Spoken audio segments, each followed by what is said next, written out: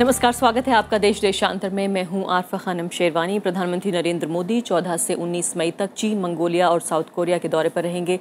पहले 3 दिनों में चीन की यात्रा पर वो होंगे पीएम, और साथ ही इनकी जो शुरुआत है यात्रा की वो शान से होगी, एक शहर से।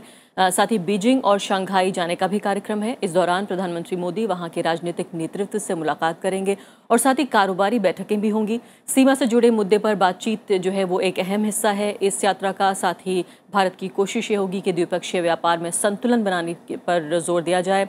हाल ही में चीन और पाकिस्तान की जो बढ़ती निकटता है उसको लेकर भी भारत के जो डिप्लोमेटिक सर्कल्स हैं उनमें कहीं ना कहीं परेशानी है, और क्या इस मुद्दे पर बातचीत होगी ये भी देखना महत्वपूर्ण है। तो एक तरफ सीमा से जुड़े मुद्दे हैं, दूसरी तरफ व्यापार से जुड़े मुद्दे हैं, और तीसरी तरफ जो क्षेत्रीय राजनीति है वो भी कहीं ना कहीं परेशानी का सबब बन रही है। इन तमाम मुद्दों पर हम रोशनी डालने की कोशिश करेंगे अगले आधे घंटे के दौरान अपने खास मेहमानों के जरिए। मेरे साथ प्रोफेसर अलका आचार्य हैं जो कि डायरेक्टर हैं इंस्टीट्यूट ऑफ चाइनीज स्टडीज़। दूसरे खास मेहमान हैं संजय कपूर जो कि एडिटर हैं हार्ड न्यूज़ मैगजीन के, विदेश मामलों की अच्छी पड़ताल करते हैं। तीसरे खास मेहमान मेरे साथ कैप्टन आलोक बंसल हैं, एग्जीक्यूटिव डायरेक्टर हैं SAISA के, और साथ ही मेरे साथ फ़ोन लाइन पर पूर्व विदेश सचिव शशांक भी मौजूद होंगे जो जल्द ही हमें स्टूडियो में हमारे साथ जुड़ जाएंगे, लेकिन फिलहाल हमारे साथ फ़ोन लाइन पर मौजूद हैं। और साथ ही हमारे साथ वरिष्ठ पत्रकार, चीन पर खास नज़र रखने वाले नितिन गोखले भी मौजूद हैं फ़ोन लाइन पर।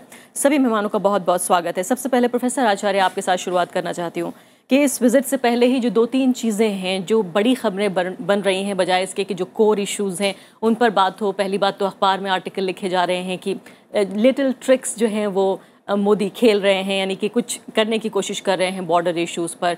ये भी कहा जा रहा है कि वो प्रैग्मेटिज्म ज़्यादा अपनाएंगे, वो इतने बड़े विजनरी नहीं हैं। इसके अलावा जो चाइना का जो ट्विटर है उसको लेकर भी कुछ ना कुछ विवाद है। क्या आपको लगता है कि ये सब चीज़ें इतनी महत्वपूर्ण हैं वाकई, खासकर ये आर्टिकल, क्या ये प्रतिबिंब है चाइनीज़ सर्कल्स का, खासकर जर्नलिस्टिक सर्कल्स का? नहीं, मुझे लगता है कि हमें इन चीज़ों को ज़्यादा तूल नहीं देना चाहिए। ठोस मुद्दे क्या हैं, उन पर किस तरह की सोच हो रही है, उनके लिए किस तरह की तैयारियां की जा रही हैं।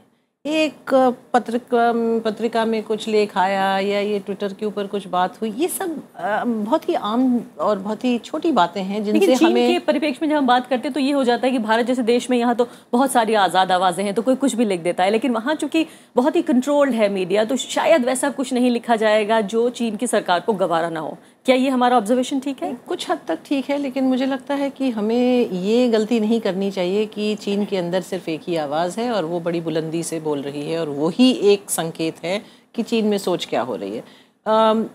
ये ज़रूर है कि कुछ तबके हैं, जैसे कि आप आर्मी में ले लीजिए या कि जो उनका जो विदेश मंत्रालय है उनमें अलग अलग आवाज़ें हैं, तो हो सकता है कि कुछ संकेत वहाँ से हम उठा सकते हैं, लेकिन उसको एक तरह से अपना मार्गदर्शक बनाकर हम सोचें कि वो ही हमें बता सकता है कि इस यात्रा से क्या होगा, ये मुझे लगता है बड़ी भूल होगी। हमें अपनी जो दिशाएं हैं वो एकदम स्थिर और मजबूत रखनी चाहिए उस बात पर कि इस यात्रा के दौरान मोदी जी क्या लेकर जा रहे हैं और वो क्या लेकर आएंगे। अगर हम भारत का जिक्र करें वो तो महत्वपूर्ण है ही कि हम क्या चाहते हैं, लेकिन फिलहाल जिस तरह के राजनीतिक हालात नज़र आ रहे हैं पूरे इस क्षेत्र में, चीन की हमसे क्या उम्मीद है? अभी मैं 1-2 एक्सपर्ट्स हैं फॉरेन पॉलिसी वाले, उनके आर्टिकल्स में पढ़ रही थी और 1-2 ने काफ़ी स्केप्टिसिज्म इस बात पे जाहिर किया है कि शायद बहुत ग्राउंड वर्क हुआ नहीं है, बहुत होमवर्क हुआ नहीं है चीन यात्रा से पहले। क्या सहमत हैं आप इस बात? नहीं, मुझे नहीं लगता कि नहीं हुआ होगा। ये दूसरी बात है कि इसके बारे में हमें पता नहीं चला। इस बार मैं ये ज़रूर कहना चाहूँगी कि बहुत कोई हमको ना तो कोई दिशा कोई साफ दिख रही है, ना संकेत मिले हैं। हालांकि जब हमारे राष्ट्रीय सुरक्षा सलाहकार गए थे और जब हमारे विदेश मंत्री भी गई थी, दोनों ने आके बहुत ही एक तरह से दिलचस्प वक्तव्य दिया था। NSA ने तो एक ऑर्बिटल लीप की बात कही थी और फॉरेन मिनिस्टर ने भी यही कहा था कि एक भारत चीन रिश्तों में एक नया मोड़ आने वाला है। तो ये एक तरह से हम लोगों का हम मन में कुछ तो अपेक्षाएं होती हैं कि ये शायद इसकी तैयारी हुई है और ये तो आगे ही पता चलेगा। संजय कपूर, ये बताइए कि फिलहाल अलका आचार्य से अपनी पोजीशन के हिसाब से ठीक कह रही है कि पत्रकारों को बहुत अहमियत मत दीजिए, ऐसे कॉलम्स लिखे जाते रहते हैं। आप पहली बात तो इन चीज़ों को कितनी अहमियत देना चाहते हैं, कितना वाकई महत्वपूर्ण है एक बड़े अखबार में एक बड़ा आर्टिकल लिखा जाना जिस पर इंटरनेशनली बहस हो जाना? पहली महत्वपूर्ण बात यह है। दूसरी बात कि क्या वाकई संकेत जो हैं वो इतने क्लियर नहीं है, इसलिए कन्फ्यूजन की स्थिति है, या कम्युनिकेशन ठीक से नहीं हुआ है? देखिए, वहाँ पर अलग अलग आवाज़ें आती है, ऐसी बात नहीं है कि अलग आवाज़ें नहीं हैं। कुछ हद तक खुलापन चाइनीज़ समाज के अंदर हुआ है, चाहे ट्विटर के, फेसबुक, सोशल मीडिया उन लोगों ने अपना क्रिएट करा, अखबारों में भी अलग अलग मत व्यक्त होते हैं। परंतु जैसे आपने कहा कि कम्युनिकेशन पूरी तरीके से क्लियर नहीं हुआ, तो मेरे ख्याल से दोनों साइड अपना जो एक्सपेक्टेशन है उसको लो रखने की कोशिश कर रही हैं।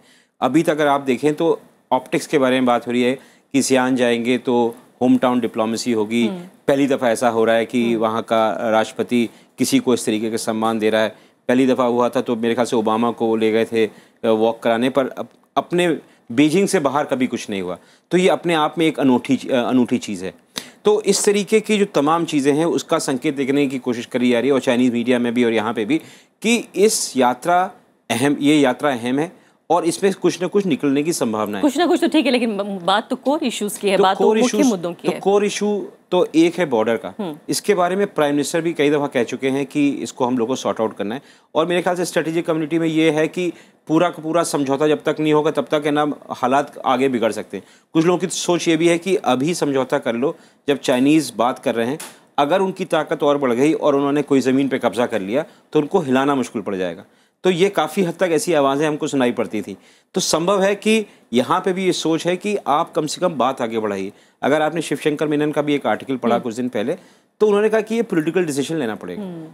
2 स्टेजेस हमने क्लियर कर लिए हैं, तीसरी स्टेज वो पॉलिटिकल डिसीजन की है, वो an is an expression of political win. हमारी क्या वो स्थिति है कि हम वो निर्णय ले पाएँ कि ना ले पाएँ। अब माहौल इस तरीके का कि हमने पहली दफ़ा काफ़ी ज़माने के बाद एक लैंड बॉर्डर एग्रीमेंट करा है बांग्लादेश के साथ, और उसमें कांग्रेस का भी सहयोग मिला, ममता का भी मिला, इसका भी मिला। तो एक कुछ हवा ऐसी है कि हम थोड़ा बड़प्पन दिखा सकते हैं। कर पाएंगे नहीं कर पाएंगे इस पर पता नहीं। कुछ तो चर्चा ये भी थी कि जब पिछली बार है ना सी जिनपिंग आए थे यहाँ पर, अगर वो इंट्रूजन वाला मुद्दा ना होता तो उसी में कुछ ना कुछ धमाका हो जाता। और शायद उस पर चर्चा ये भी हो रही थी कि जब कैमरों के गलियारों के बीच में, उनकी चकाचौंध के बीच में विदेश नीति अगर फॉर्म होगी तो शायद हो सकता है इसी तरह का नतीजा मिले। खैर वो भी अलग बात है। हालांकि बहुत महत्वपूर्ण वो एक मील का पत्थर साबित हुआ था वो पूरा इंसिडेंट। कैप्टन आलोक बंसल, ये बताइए कि अब तक 2003 से लेकर अब तक 18 राउंड्स जो है वो बातचीत के हो चुके हैं, लेकिन बात बहुत आगे नहीं बढ़ी है। सीमा विवाद की अगर हम बात करें, अभी फिलहाल आपको ऐसे कौन से पेच नज़र आते हैं जो इस मुलाकात में कुछ ढीले पड़ सकते हैं? देखिए, मेरा व्यक्तिगत रूप से ये मानना है कि सीमा विवाद अभी तुरंत हल होने की स्थिति में नहीं है। ये मेरा व्यक्तिगत विचार है, हो सकता है भिन्न हो लोगों से, क्योंकि राष्ट्रवाद का जो उत्थान है चाहे चीन के अंदर भी काफ़ी हो चुका है, और भारत की सरकार भारत के अंदर भी चीन के प्रति जो राष्ट्रवादी विचारधारा है वो काफ़ी स्ट्रॉन्ग है, और लैंड बाउंड्री एग्रीमेंट और चीन के साथ सीमा विवाद को एक पलड़े पर तोलना मेरे ख्याल से थोड़ा मुश्किल हो। आप सही कह रहे हैं, पर मैंने कहा पहली दफा इस तरीके का आदान प्रदान आप कह रहे हैं जो पार्टनर्स हैं इस डील में वो अलग अलग तरह के हैं। देखिए, 62 ने भारतीय मानस पटल पे जिस तरीके के घाव छोड़े हैं वो इतनी जल्दी भरने वाले नहीं है। लेकिन संजय कपूर शायद कहना चाहते हैं एक मोमेंटम बन गया है विदेश नीति में। बिल्कुल, ये मैं नहीं बोल रहा कि चीन के साथ हमारे संबंध सुधर रहे हैं, और मेरे ख्याल से अभी इस वक्त मैनेजमेंट की बात होनी चाहिए कि ऐसा ना हो कि जब आप कोई दौरे पर जाएं उससे पहले कुछ ना कुछ अतिक्रमण हो। ऐसा नहीं है कि अतिक्रमण नहीं होते, क्योंकि perception of line of actual control दोनों देशों का भिन्न है, और रोज ही एक दूसरे राष्ट्र के अनुसार कहीं ना कहीं अतिक्रमण होता है। पर कुछ ऐसे हालात हैं कि मीडिया इन चीज़ों को जब भी उछालता है जब ली केशियांग भारत में आते हैं या शी जिनपिंग भारत में आते हैं, और हो सकता है जब नरेंद्र मोदी चीन में हो तब भी आप देखेंगे कुछ इस तरीके की घटनाएं उछाली जाएं मीडिया में। ये मेरे ख्याल से कुछ वेस्टेड इंटरेस्ट के द्वारा किया जाता है। पर क्या complete resolution of border dispute हो सकता है इस वक्त? मुझे नहीं लगता कि अभी भारत में कोई भी ऐसी सरकार है जो इस तरीके का कदम उठा सकती है, क्योंकि कोई भी बिना आदान प्रदान के सीमा विवाद का हल होना लेकिन बातचीत के जिस मकाम तक हम पहुंचे हैं वहां से जो एक हल होने तक का जो रास्ता है वो कितना लंबा है, कौन सी ऐसी निटिग्रिटीज हैं, ये भी हम जानना चाहते हैं कि जो वाकई दोनों देशों के बीच एकदम जो विचारों का मतभेद है। देखिए, कुछ समय पहले चीन की कम्युनिस्ट पार्टी के जो पॉलिट ब्यूरो के इंटरनेशनल डिपार्टमेंट के हेड यहाँ आए थे और मेरी उनसे बातचीत हुई। उनका भी यही कहना था कि कुछ चीज़ें जल्दबाजी में करनी नुकसानदेह हो सकती हैं, और ये बात मेरे ख्याल से आज भारत में भी लोग विचार करते हैं कि हमें सीमा विवाद को भी मैनेज करने की ज़रूरत है। उसको हल करने का जो स्टेप है वो अभी थोड़े दूर है। पहले तो हमें ये कोशिश करनी चाहिए कि इसके कारण कोई दुर्घटना ना हो सीमाओं पे, और उसके लिए काफी कदम उठाए जा सकते हैं। स्टेटस को बना रहे वो भी एक कामयाबी है। जी बिल्कुल, स्टेटस को बना रहे उससे ज्यादा जरूरी ये है कि कोई भी मिसपरसेप्शन के कारण कोई गोलीबारी या हिंसा ना हो जाए, क्योंकि उसकी भी काफी संभावनाएं रहती हैं ऐसी हालात में जब परसेप्शन जो है बॉर्डर का वो काफी डिफरेंट है। मैं इसलिए सहमत नहीं हूँ क्योंकि 30 साल से ये बॉर्डर मैनेजमेंट की जो बात चल रही है वो हो रही है, और ये सबसे एक लंबा जो एक हमारा एक ये सीमा क्षेत्र है दुनिया में जो विवादित है, उस पर शांति बहाल रही है 30 साल से।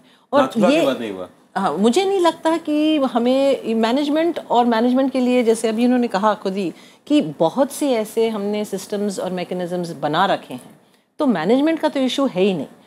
सवाल ये उठता है कि क्या हम आधा ग्लास खाली है कि भरा है, वो वाली बात होती है। और मेरी समझ से तो हम इस मुकाम पे धीरे धीरे आगे बढ़ ही रहे हैं। कोई ना जल्दबाजी में बात हो रही है, अभी भी राजनीतिक जो एक इच्छा की बात करते हैं उसमें भी पहुंचने तक थोड़ा समय लगेगा, क्योंकि अभी वो 3 स्टेज प्रोसेस जिसकी बात हुई थी 1996 to 2003 में, वो 3 स्टेज प्रोसेस थी। स्टेज 1 था जब 2005 में हमने एग्रीमेंट की, फिर उसके बाद स्टेज 2 अब तक चला आ रहा है जिसमें हम फ्रेमवर्क की बात जी, अब तीसरी। तो ये एक स्टडी जो इंक्रीमेंटल प्रोसेस चल रही है, और मुझे लगता है कि जल्दबाजी की इसमें बात नहीं अभी नहीं है, जरूरत नहीं। मैं वापस आती हूँ आपकी तरफ। शशांक जी भी मेरे साथ जुड़े हुए हैं, लेकिन एक सवाल मैं नितिन गोखले से ले लेती हूँ। नितिन, आपने तो खुद उन इलाकों का दौरा भी किया है, कई आपकी महत्वपूर्ण रिपोर्ट्स रही हैं। आप मुझे ये बताइए कि फिलहाल मौजूदा हालात के मद्देनजर जिस तरह के संकेत आपको मिल रहे हैं, उससे कितना सीमा का जो इशू है, जो बॉर्डर इशू है, वो आपको हल होता हुआ या कम से कम उसके नजदीक पहुंचता हुआ लग रहा है? कहना चाहूंगा सबसे पहले कि ये जो सीमा विवाद का जो मुद्दा है, ये हल होने के बहुत दूर है, पूरी तरह से हल होने के। मैनेजमेंट की बात अभी आलोक बंसल ने की, अलका आचार्य ने भी की। पिछले 3 दशकों से हम मैनेज करते आ रहे हैं बॉर्डर को, छोटी मोटी घटनाएं होती रहती है।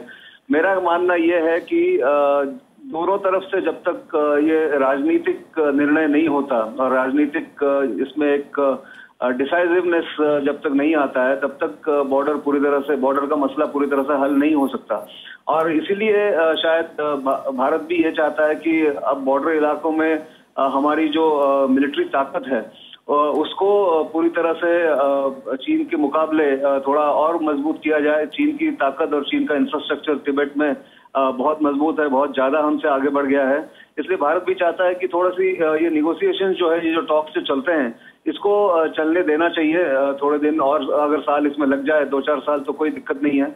और ये सबसे पहली स्टेप मेरे ख्याल से जो पिछली बार शी जिनपिंग जब आए थे भारत में, तो एक महत्वपूर्ण बात प्रधानमंत्री मोदी ने की थी कि LAC का क्लैरिफिकेशन किया जाए।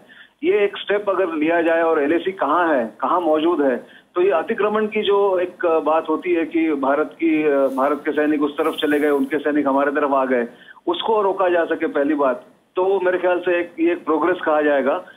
पर मैं ये नहीं मानता कि इस बार इसमें कोई एक बड़ा प्रोग्रेस होने वाला है इस दौरे के दौरान। क्या आप इस बात को मानते हैं जो कहा जा रहा है कि पूरी तैयारी के साथ दौरा नहीं हो रहा है, कोई ऐसा ग्राउंड ले नहीं किया गया है पहले कि बहुत कुछ अचीव करने की उम्मीद की जाए? 1-2 फॉर्मर जो डिप्लोमेट्स हैं उन्होंने काफी मजबूत और विरोध भरे आर्टिकल्स लिखे हैं। नहीं, मैं ये नहीं मानता, क्योंकि इस बार जो फोकस है मेरे ख्याल से प्रधानमंत्री मोदी का, वो इकोनॉमिक फोकस है। बाउंड्री के ऊपर या बाउंड्री का मसला हल करने के लिए इसमें फोकस ज्यादा नहीं है, ये मेरा मानना है। और ये भी मैं मानता हूं कि ये जो कल विदेश सचिव ने बात कही कि हमने चीन के राजदूत को बुलाकर उनको बताया कि प्रोटेस्ट किया कि ये POK में जो आप पैसा लगा रहे हैं, इसके लिए भारत प्रोटेस्ट करता है। ये मेरे ख्याल से एक सिग्नल है कि there are some red lines कि इसके ये जो कुछ घटनाएं हो रही है पाकिस्तान में, या पाकिस्तान को जो मदद दी जा रही है चीन की तरफ से, मैं आती हूँ उसकी तरफ। नितिन गोखले, मैं आऊंगी उस कॉरिडोर का जिसका आप जिक्र कर रहे हैं, उसकी तरफ बात करने के लिए मैं आती हूँ। लेकिन शशांक जी, ये बताइए कि कई बार बात ये हो रही है कि हालांकि यहाँ सभी पैनलिस्ट की राय कमोबेश यही लग रही है कि इस बार बॉर्डर डिस्प्यूट पे बहुत ज़्यादा बातचीत नहीं होगी, लेकिन जिस तरह की एक भूमिका बन रही है, क्या आपको लगता है कि वाकई उस मकाम पर हम हैं जहां पर राजनीतिक इच्छा शक्ति वही महत्वपूर्ण हो गई और बाकी काम हो चुका है? हालांकि 2003 से लेकर अब तक 18 राउंड की बातचीत में भी बहुत ज़्यादा हम आगे नहीं बढ़े हैं। देखिए, सबसे बड़ी जो बात हुई है वो ये है कि राजनीतिक स्तर पर और शीर्ष स्तर पर हमारे प्रधानमंत्री ने और वहाँ पर जो भी हाईएस्ट लेवल लीडरशिप है, उन्होंने ये तय कर लिया है कि हम लोग जो है रिश्तों को आगे बढ़ाएंगे। और जो भी उनके स्पेशल रिप्रेजेंटेटिव्स बात करते हैं, हमारे नेशनल सिक्योरिटी एडवाइज़र वगैरह, वो अपनी इंडिविजुअल कैपेसिटी में नहीं कर रहे हैं, वो प्राइम मिनिस्टर के रिप्रेजेंटेटिव हैं और उनको आके रिपोर्ट करते हैं। अब ये बात और है कि अभी तक पूरे तरीके से पब्लिक को रिपोर्ट नहीं किया जा रहा है या मीडिया में नहीं आ रहा है, तो सबके सब अपनी अपनी बातें करने में लगे रहते हैं। लेकिन मेरा मतलब ये है कि भारत जब तक चीन के तरीके से इक्वल लेवल पे नहीं आ जाएगा अपनी थिंकिंग में, तो या तो एक तरीके से हम कहते हैं कि भाई अमेरिका से हमें जो है हथियार चाहिए, अमेरिका से हमको जो है जॉइंट एक्सरसाइजेस करनी है, टेक्नोलॉजी कोऑपरेशन चाहिए। तो अभी तक धीरे धीरे हम पहुंच रहे हैं इस लेवल पे, जबकि टेक्नोलॉजी डिनायल रजीम्स जो है इंडिया के लिए वो ख़त्म हो रही हैं। जबकि चीन में जो भी उनके यहाँ टेक्नोलॉजी वगैरह अपग्रेडेशन हुआ, उसमें अमेरिका का भी बहुत बड़ा हाथ रहा है। तो पहले हमको उस स्तर पर पहुँचना है। दूसरा, जो एशिया के और सारे देश हैं वो सब ये मान के चलें कि भारत और चीन को साथ में मिलकर और बराबर के हिस्सेदारी लेकर चलना होगा एशिया की शांति के लिए और विश्व के शांति और आर्थिक प्रगति के लिए। अभी हाल क्या हो रहा है, पाकिस्तान जो है उनको कह रहा है कि साहब हम तो बहुत बड़ी स्थिति में आ गए हैं चीन के साथ में, और ये कश्मीर भी हमारा हो जाएगा, और पाकिस्तान इसको भारत के तो अब देखिए अभी हालत ख़राब करने वाले हैं। तो पाकिस्तान के आपने देखा होगा वहाँ के उनके जो मीडिया में इस तरह के जो कमेंट्स आ रहे हैं, तो वो भी गलत बात है। तो चीन को समझाना होगा पाकिस्तान को कि अगर आतंकवाद का गढ़ बनता जाता है पाकिस्तान या अफगानिस्तान पाकिस्तान एरिया, वो चीन के लिए भी बुरा है, भारत के लिए बुरा, सब देशों के लिए। लेकिन शशांक जी, जिस कॉरिडोर को बनाने की बात हो रही है, आपको लगता है कि क्या इस दौरे पर उसके बारे में भी बातचीत हो सकती है? क्योंकि अभी जब चीनी नेता का दौरा रहा पाकिस्तान का मामला ये समझ में आ रहा है कि वहाँ फ्रीज हो चुकी है उस कॉरिडोर को बनाने की बात, जो कि शायद भारत के हित में नहीं है। नहीं, कॉरिडोर की बात हुई है साहब, लेकिन वहाँ पे जो है अभी जो जिस प्रकार से अशांति फैली हुई है वो चीन को हाल में ध्यान में रखना पड़ेगा। पैसा डालना एक बात है, हम तो चाहते हैं कि चीन जो है पाकिस्तान को नॉर्मल देश बनाने में मान जाए, क्योंकि अमेरिका ने कोशिश करी, नहीं बना पाया। पैसे खिला खिला कर खाली उनको जो है एक एक आतंकवादी जो पकड़ते हैं उसको वो पैसा दे देते हैं। सऊदी अरेबिया भी यही करता है, चीन भी यही करता रहा है। तो अगर चीन और रूस पाकिस्तान को नॉर्मल देश बनाने में मदद कर सकते हैं तो हमें उसमें ऐतराज़ नहीं होना चाहिए। हमें खाली ऐतराज़ ये है कि जो POK, जिसमें चीन ने हमेशा ये कहा है कि पाकिस्तान और कश्मीर भारत का मसला है, एक बार ये हल कर लेंगे तो जो भी कुछ होगा हम उनके साथ में डिस्कस करेंगे।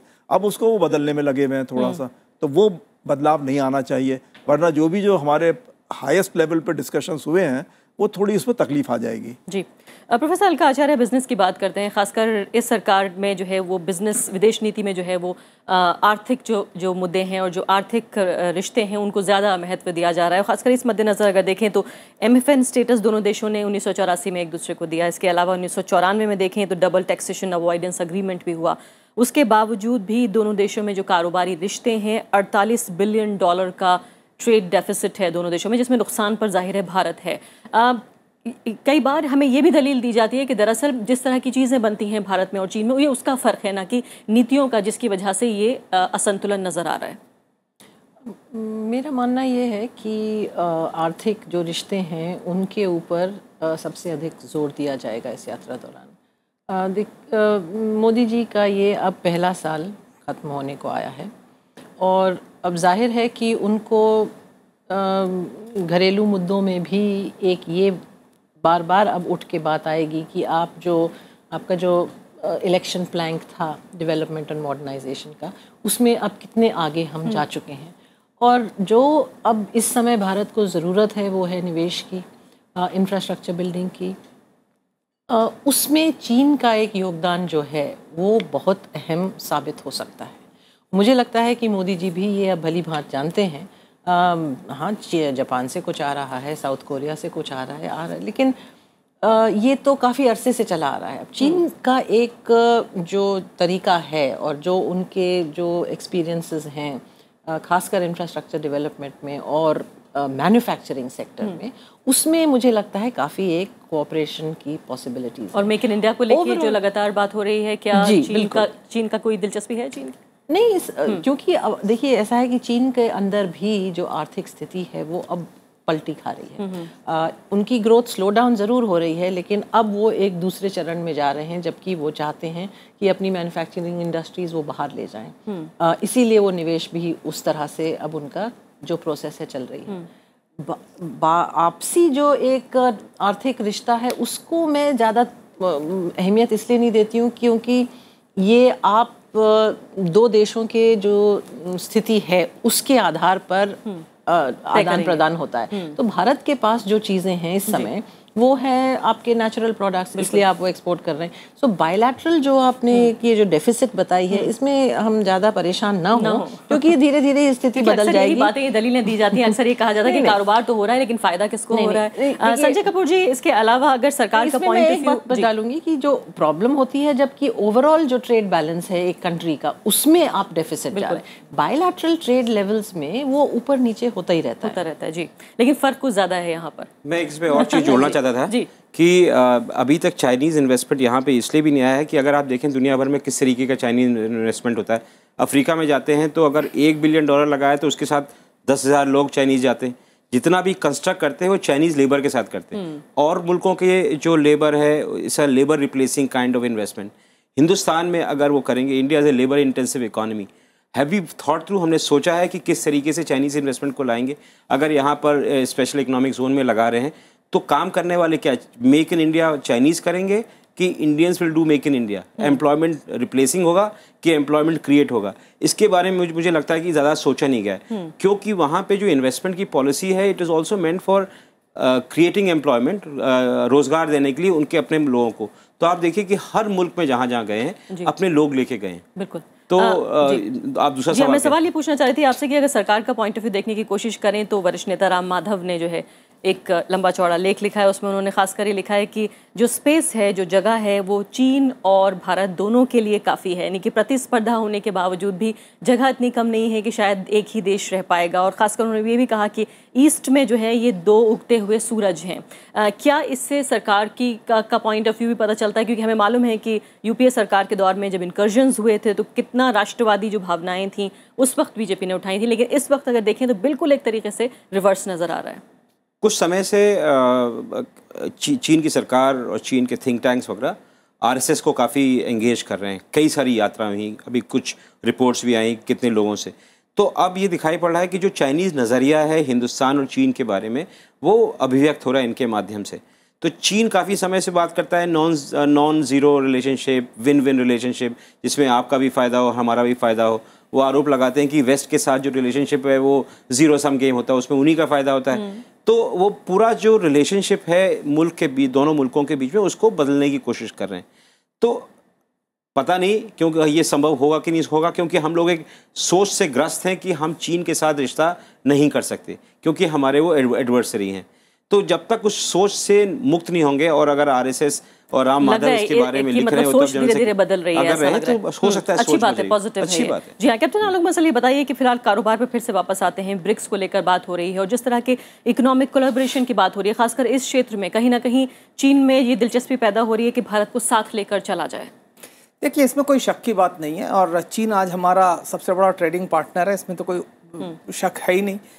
अगर हम चीन के साथ व्यापार की बात करें और व्यापारिक घाटे की बात करें तो ये कोई बहुत बड़ा मुद्दा नहीं है, लेकिन चीन के अंदर ऐसे क्षेत्र हैं जहां भारत से निर्यात जा सकता है। जैसे तिब्बत अगर आप देखें, हिस्टोरिकली ऐतिहासिक रूप से तिब्बत को जो सामान जाता था वो कलकत्ता पोर्ट से जाता था, वो चीन के आधिपत्य के बाद रुक गया। तो अब अगर नाथुला से अगर गाड़ियों का आवागमन शुरू होने वाला है तो हो सकता है तिब्बत को सप्लाई करने के लिए काफ़ी सारा निर्यात का जो सामान है वो भारत से जाने लगे। इसी तरीके से जिंजियांग और यूनान की तरफ भी हम लोग देख सकते हैं। अगर स्टिलवेल रोड को फिर से खोला जाता है तो यूनान में इस वक्त काफ़ी उत्साह है भारत के प्रति, क्योंकि अगर आप देखें कुनमिंग से कलकत्ता कुछ कुनमिंग से, बीजिंग से काफ़ी कम दूरी पर है। तो अगर इस तरीके की चीज़ें खोली जाएं तो चीन के अंदर जो इंटीरियर चाइना है, जहाँ पे कि उस तरीके का आर्थिक विकास नहीं हुआ है, तो इसमें कई जगहों पे जो भारत से चीज़ें निर्यात होनी ज़्यादा फायदेमंद हो सकती हैं। और इसके कारण जो चीन का जो adverse trade balance of trade है वो ठीक हो सकता है।